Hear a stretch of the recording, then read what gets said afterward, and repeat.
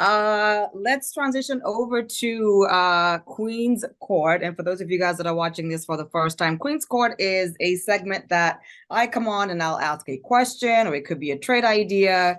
Obviously, something related to trading, could be a cash flow discussion, it could be a directional discussion. Today, we're going to talk about pretty much what, like we talked about in the beginning of the show, where we're starting to see this participation in areas of the market that have been beat down, haven't been participating. And I love that both of you guys are here because you guys are very much theme related type of traders and investors. And, you have this methodical way about how you approach the markets and which areas you're going to, choose to invest in, whether it's short term or long term. I just love the way that you guys go through that process. And as we talked about earlier, right now with everything is participating. The three core areas that were leading were technology, comms, and consumer discretionary, right? And like you talked about before, you've got industrials that are now taking charge and all these other areas. And one that I'm specifically eyeing and kind of looking at and going, let me start building a watch list in this area is going to be in financial. So give me XLF. Well, and let me start just really quick. Just when you see RSP do this, it is a great time to do exactly what you're doing, Emily. All right, we're getting some participation in other places. Let me go find areas that I like, that maybe I want to rent a trade, right? So I like where your head's at. Yeah, I mean, still sticking to my core, but I want to give some love to some other areas that have been kind of ignored. And I'm looking at XLF and going, okay, this is kind of like the same thing that we're seeing. It hasn't caught up to like how industrials have, but you're approaching that, that 200-day weekly, 200-day moving average right there, peaking. I'm going to give you some examples of stocks to kind of go through and just kind of see where my mind is at with these with different stocks. Give me Bank of America. Oh, first pick. It's in my portfolio, so she's been beaten down a little bit, but take a look at where Bank of America is sitting there, approaching that 30 price point there. But look at where the resistance would approach it after it breaks that out, right? You got a little bit there at 31, but I'm keeping an eye on that 200-day weekly, 200-day moving average, right? Okay. And that weekly chart looks so great. You got the double bottom there at that 27 handle. You're starting to see that reversal pattern. You're reaching a resistance level. That's one that I'm interested in. Give me key.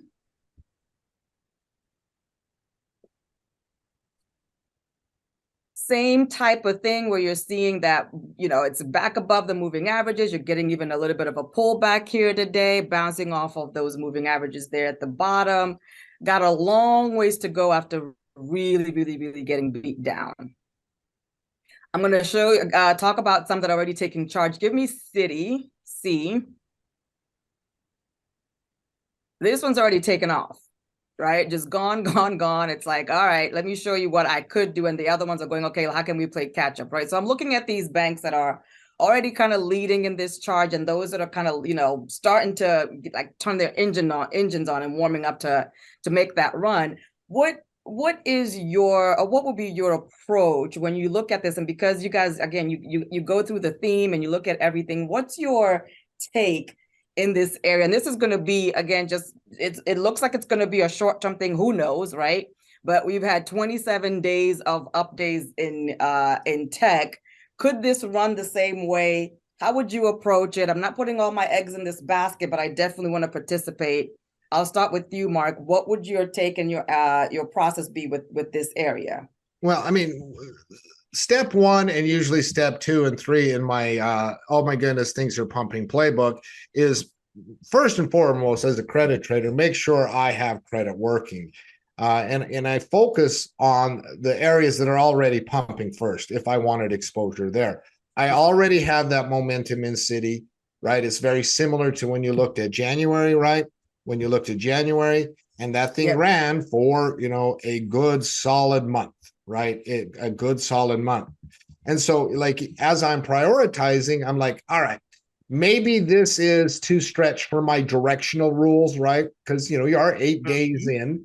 And, and maybe if I didn't catch, the trigger this morning, it just might violate personal rules, right? I'm not getting the cleanest entry and all that. I am going to be able to get some credit though, right? I'm going to be able to get some credit at probably some reasonable prices. And so, I go down. And unfortunately, I don't have August, but that would probably put us through. I mean, I could find credit down there near support right away, right? I can find credit down here near support, and that makes easy, right? That is like, all right, let me take care of the easy first. Let me get that credit in place. I'm pumping right. I'm going to still be able to get credit. July options are only 38 days now or so. So you're in that nice theta spot of the window anyways. And so when I look at the pumping things first, and I'm like, all right, let me get credit in there. That's an easy play. And then I'll work through the thing, right? Because not everything pumps simultaneously, right? Yeah. I do want to play with the market, though. This Jesse Livermore 101 from a credit standpoint, right? It's like, oh, trend's already getting going. That's already the winner. That's already what the market's decided is a winner, right? So let me get credit there. Those are the easy plays. And then, right, scout out what haven't participated. What's my signal, right? Bank of America, obviously, great bank, right? Obviously, something that you have affection for, knowing you, Emily. It's already in your portfolio. And so, I'm looking at, all right, are those credit plays there? Of course they are, right? I haven't taken off yet. And so I'm going to be able to certainly get credit plays in those kind of areas, right? Even if it's short-term, small, get something in place as a potential. But then I'm eyeing, do I want to get more aggressive? What are my signals? What are my rules? Do certain moving averages or certain, like some people might say, like a Coach Frank say, all right, I'm going to target that peak. If I break out here, does that give me enough risk reward? Right. And so I think you work through your rules, right? If you get the trigger, work through your rules. Does the risk reward make sense? And, whether it's Bank of America or an industrial company or whatever it may be, right? A lot of interesting setups in the catch-up oriented type trade. And so running through your things. But first and foremost, I get that credit in place. The credit feels particularly easy right now. You never know. Markets could tank, yada, yada, yada, right? But credits on Citi feel particularly easy. Credits on Bank of America feel particularly easy. And then I just work through. And then for the real beat up stuff, right? I mean, because Key got butchered, right? On the real beat up stuff, if I believe in the company and I like this signal, this is where I start looking at some longer term plays, right? Mm-hmm. Credit's cute, right? It's nice. It spends, it adds up over the course of a trading lifetime and will make you very, very wealthy. Those directional plays are nice. But, let's go back to where the great opportunities in trading can provide in Apple's trend. Where were the great investment opportunities in Apple's? Maybe not today. Maybe not.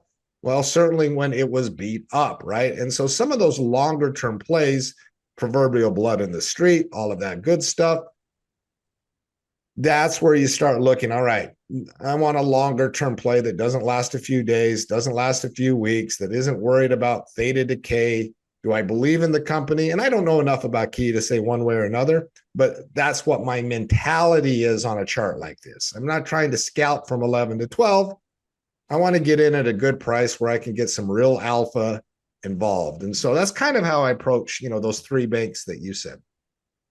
All right. Thank you very much for that, Coach. Gina, what's your take? Yeah, so almost exactly like Mark said, when somebody says, what do you think of the stock? I'm thinking naked put, whether I know the trend or not. It's just your go-to win constantly. Looking for that bottoming pattern. XLF, you got a W, double bottom, and they're cheap. It's about to break out. Get a little bit of a moving average ahead of it, but you look at this, it's a cyclical sector. When you're talking about cyclicals, that's when you want to focus on, and this is, Greg Holmes, our coach in fundamentals, will agree with me. It's a cyclical sector. You look for value, okay? And if you're looking in growth sectors, well, you're looking for price to sales and growth. You're not really looking. So like when people say, hey, is it a good PE? I don't know. What sector is it in? This is one of those sectors where you look at the PEs for value. So you go into your screener and you look either what's your favorite, how do you value a stock? Is it PE? Is it forward PE? Is it PEG? Is it price to book or is it price to sales? Price to sales isn't priority there. That's for growth.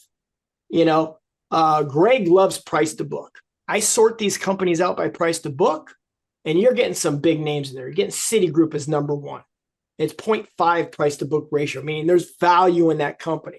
You look at the growth next year, the revenue, if it's on par, the forward PE, there's over 20 names in here that meet a good value, which means for investing, which means usually I go in here, Emily, and I say, you know what? Let's just do XLF, do at the money cover calls and cash flow this puppy, do some naked puts on a high. I like to find value that has a high volatility, do naked puts, get some good premium. I don't mind getting XLF here because it's beaten down, but it's like, I kind of want to stay away from that news that we had a couple months ago. Don't forget about that. The banks, the Silicon Valley. So when you're scanning through the top 20 here, check it out. You can avoid the banks. You could go to, instead of regional banks, you go to credit services. You could go to like insurances. Now there's insurance companies in here. Bank of America, JP Morgan is on our tackle 25. So it's our go-to. That's what I said. But yeah, Lowe's Corporation, AIG. I think you better look at AIG when you start getting better look on the Feds, but Prudential, there's a lot of big names in here that are not those kind of bank risky related. But Bank of America, a lot of these are doing the same pattern. So if they're all doing the same pattern and I want to play a directional, I'm going to look for high ATR, but for investments, long-term credits, yeah, they're there. But yeah, there's a lot in this group. Value-wise is what I'm looking for. I could give you a bunch of picks, but just go to the Tackle 25, check out JP Morgan, Bank of America, and XLF for cash flow.